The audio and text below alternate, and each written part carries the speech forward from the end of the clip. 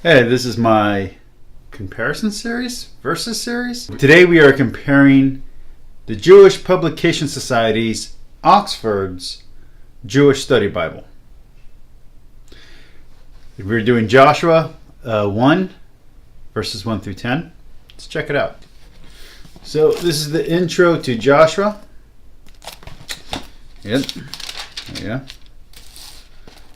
And here's what it reads like. After Moses, the servant of the Lord, had died, the Lord said to Moses' aide, Joshua, son of Nun, Moses, my servant is dead.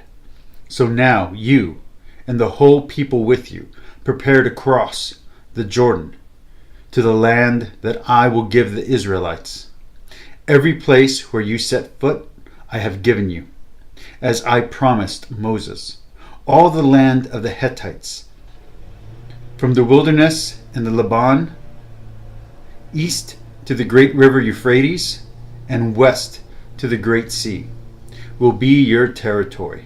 No one can withstand you as long as you live. As I was with Moses, I will be with you. I will not leave you, nor forsake you. Be strong and steadfast, so that you may give this people possession of the land I swore to their ancestors that I would give them.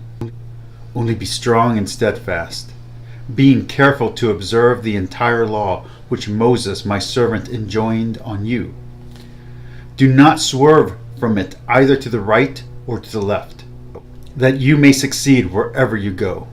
Do not let this book of law depart from your lips. Recite it by day and by night, that you may carefully observe all that is written in it. Then you will attain your goal. Then you will succeed. I command you, be strong and steadfast.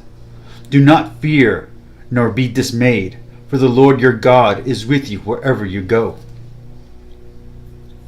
So Joshua commanded the officers of the people, go through the camp and command the people, prepare your provisions. For 3 days from now you shall cross the Jordan here, to march in and possess the land of the Lord, and possess the land the Lord your God is giving as your possession. So let's check out the notes. Note 1, 2 through 9. The beginning of the book of Joshua strongly emphasizes the credentials of Joshua as Moses' worthy successor. The movement Joshua leads, whereby the Israelites take possession of the land of Canaan, is thus made continuous with the exodus from Egypt. Even though, except for Joshua and Caleb, the generation that left Egypt under Moses' leadership had died out, and the people who will make the land of Canaan the land of Israel are a new generation. Thus the book is at pains to establish the continuity between Exodus and conquest. And then we get note 1:4. The frontiers are as follows. In the south, the wilderness of Sinai. In the north, the Lebanon range. In the east, the Euphrates. In the west, the Great Sea, the Mediterranean. These boundaries are ideal rather than actual. All right, so now let's compare with the Jewish Study Bible, the JPS. Here is the intro. Here's the intro to Joshua. All right, so let's go 1 through 10. This one's only 1 through 5. All right, so 1 through 5. After the death of Moses, the servant of the Lord said to Joshua, son of Nun, Moses' attendant, my servant Moses is dead. Prepare to cross the Jordan, together with all this people, into the land that I am giving you, as I promised Moses. Your territory shall extend from the wilderness and the Lebanon to the great river, the river Euphrates on the east, the whole Hittite country, and up to the Mediterranean Sea on the west. No one shall be able to resist you as long as you live. For I was with Moses, so I will be with you. I will not fail you or forsake you. Then here are the notes. Note 1:5 through 5:15. The entrance into the land. Chapters 1 through 5 relate Israel's entrance into the land preceding the conquest. This period is presented as a transition stage from Moses, who led the people through the wilderness, to Joshua, his successor, the designated commander of the conquest of the land. The events reflect, in reverse order, almost perfectly the acts of Moses, Joshua's address to the 2.5 Transjordan tribes to fulfill their obligations and lead the conquest of the promised land, matches Moses' conditional agreement on the settlements of the 2.5 tribes east of the Jordan. Joshua sending spies in advance to Jericho parallels Moses' spies. The miraculous crossing of the Jordan River explicitly relates to the wondrous crossing of the Reed Sea. The circumcision of all the men, the celebration of Passover, and the cessation of the manna recall the circumcision of Moses' son, the first Passover, and the initial manna account. Joshua's meeting with the captain of the Lord's host before the first attack, when he is told to remove his sandals from his feet, recalls Moses' similar experience during his call at the burning bush. Such reversals of order often point to connections between two narratives. Their presence here suggests that the following material is not arranged in complete chronological order. Note 1 through 18. The many connections with this chapter and the end of Deuteronomy make it appropriate as the haftarah of the last section of the Torah. Ve-vot ha-bragaha, read on Simchat Torah, when the annual reading cycle of the Torah is completed.